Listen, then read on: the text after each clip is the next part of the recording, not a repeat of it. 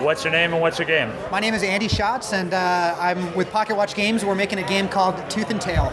So how many shows have you shown Tooth and Tail at? So we showed Tooth and Tail at PAX East recently, and that was really the first time we've shown it recently. We also showed it at the Mix at GDC before that.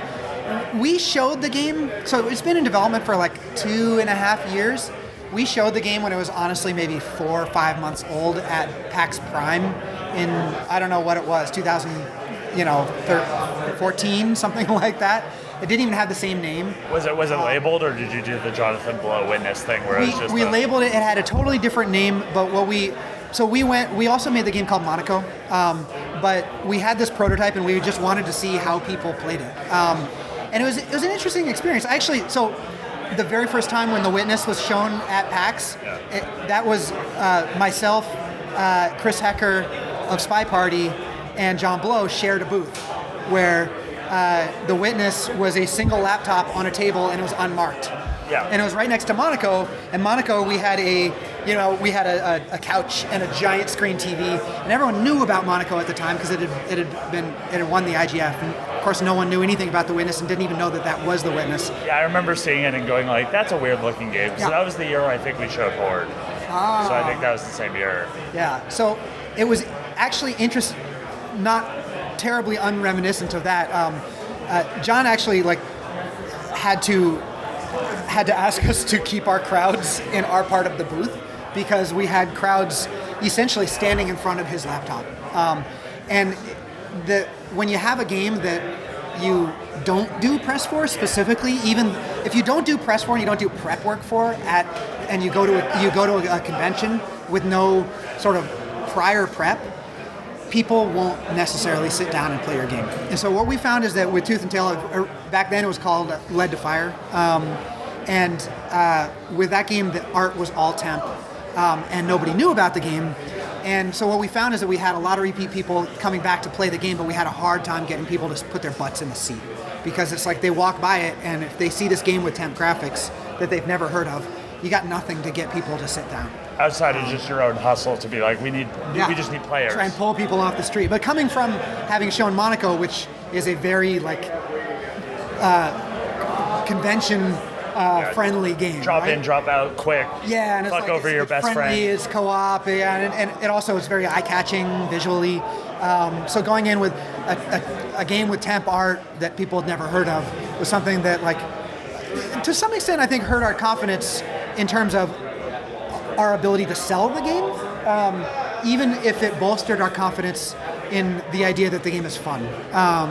But there's a lot of fun games out there that don't sell. Yeah, that's not that's still the hard part. That's not the only hard part. Yes, exactly. So what, did you get enough, kind of player, not feedback, but player, analyzing how people play the game? Did you get enough about what you wanted it to become that you think that was a valuable experience, or would you have rather never have done that show?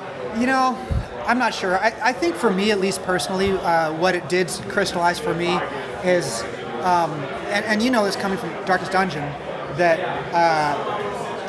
there's that having art first, or at least an art target,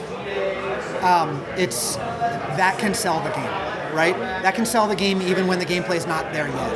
And so I think the thing that it crystallized for me is that you should definitely at least have an art target first, and in fact a playable version of the game that has at least some element of that artistic target implemented in the game itself. Did that show make you change the name? Did you leave and go we need to clean slate it? No, we didn't clean slate it. I mean, it's the same game. We did clean slate the art. We bounced around between a variety of different artists on the project, and eventually settled with an artist that I've worked with forever and ever and ever, working in a style that was kind of at least my personal original vision for what the game should look like, but I had never found an artist that wanted to pursue that route, which is the idea of take old school real-time strategy games, take Command & Conquer, Red Alert, Warcraft 2, take that era of real-time strategy, but then do with it things that you could never have done back then, so shader the shit out of it. And they're not 3D assets though. No, but the world is all it's rendered with sprites, but it does use ZDepth, in order to render. It's like kind of like billboardy. It's all billboard with an orthographic camera. It's not. They're not. There's nothing that has true depth in it. So there's no individual asset that has true depth to it. How'd you get to the name Tooth and Tail? Like, were there a bunch of other names in between? Like, what were some of those? The code name was Armada. Isn't that actually a game now? There's like 8 different games. Yeah, it is. Because the idea of the game is that you are the flag bearer for your army. We wanted to make something that is feels like you're playing a traditional real-time strategy game, but controlled like Horde, controlled from a single character, right? Except Horde's maybe not quite as traditional real-time strategy. It is a real-time strategy, but it's not StarCraft, right? Yeah, no, it's actually more of a MOBA when I think about it than an RTS. But so we wanted to make something that felt strategically like you were playing StarCraft, but that was controlled from a single character. So the idea was that your army follows you. So unlike a MOBA where your mobs just go, in Tooth and Tail they're not autonomous. So that's where Armada came from. We tried to get too clever with lead to fire, LEAD to fire, so lead like the metal. And it was also lead to fire because you lead them into battle. And we were thinking there's multiple meanings to it. You're leading people into fire. You're it's animals in the Industrial Revolution. So it's like you've got lead bullets left to fire. Don't stop shooting until you don't have lead to fire. That kind of thing. Everyone mispronounced name. Everyone mispronounced it. No one knew how to pronounce it. And none of the words in it, it was like word salad. None of the words in it were words that you would remember. Yeah. Opposed to Tooth and Tail. I think Tooth and Tail is similarly clever, but is a little more it's in-world, which is important to us. It's actually saying, hey, there are animals here. Yeah. Right? And teeth kind of either nutrient or blood. Yeah. And the game is about animal cannibalism. So it's set in a World War I era where the animals are fighting over who's going to eat and who's going to have to be dinner. So whoever loses the war is going to be eaten. And then if you want to get deeply clever about it, the tooth-to-tail ratio is an actual military term that essentially describes real-time strategy games. It describes the tooth is your offensive force and your tail is the supply force. So it describes how efficiently you can get supplies to the offensive force in a large-scale war, which is essentially what real-time strategy games are, right? How can you balance your economy and your offense? No one's going to get that part of the cleverness, but it satisfies me at least. So who's the logo for Tooth and Tail right now? Who's the logo? Who's the person that's going to be on the box? Right. What character is the logo, and how'd you get there? There's 4 factions. We wanted to make a game that was, the theme is really, when you sort of get deeper into the story of the world, it's about 4 different sides of this revolution that all have different ideas about the most ethical or fair or best way to actually decide who's going to have to be meat. And so the common folk want a democracy where they vote. But of course, everyone else is like, no, you're going to vote for us because you have more people, because you're the common folk.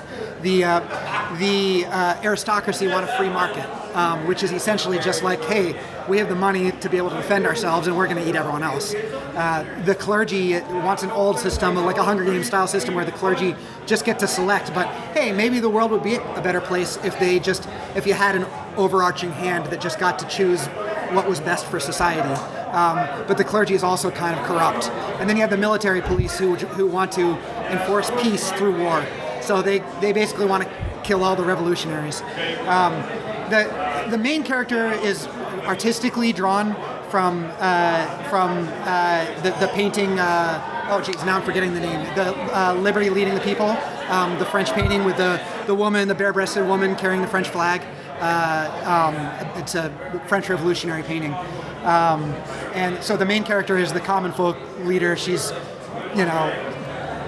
got a bandana on her head and she's carrying this orange flag above her head and she's missing an arm that she's cut off an arm to feed her own family, and so she sort of represents self-sacrifice, that kind of thing. But one of the things we try and do with this game, and we try to do the same thing for Monaco, is target different for each of the 4 different characters. Try and offer a character that would appeal to a different type of person who might enjoy this particular game, both from a characterization perspective as well as, I mean, the gameplay is the same amongst the 4 in Tooth and Tail, but really we're trying to make sure that someone can pick a side that they want to root for. I mean, the common folk is the leader of the people. The blue aristocracy guy is like Teddy Roosevelt, and he's really focused on the idea of like kind of manly, like power type of guy. The clergy is like he looks like Splinter, and he's kind of like a nasty guy, but he's also kind of maybe the good guy. So we find that he's actually more popular than I thought he would be. I always like to try and include a character that I think is intentionally unpopular, because I think there's people out there that like to play characters that everyone else thinks is ugly and awful and terrible. It's like how I always play pink. If there's a pink option, I'm playing it, and I'm not stopping. Exactly. And similarly, we did something similar with Monaco. All of our marketing with Monaco was pink, because there's no other pink game on the Steam storefront. If you look at a giant wallpaper of all the games, like there's a guy that's trying to play every game on Steam, and he has like a giant wallpaper of all of the little Steam logos.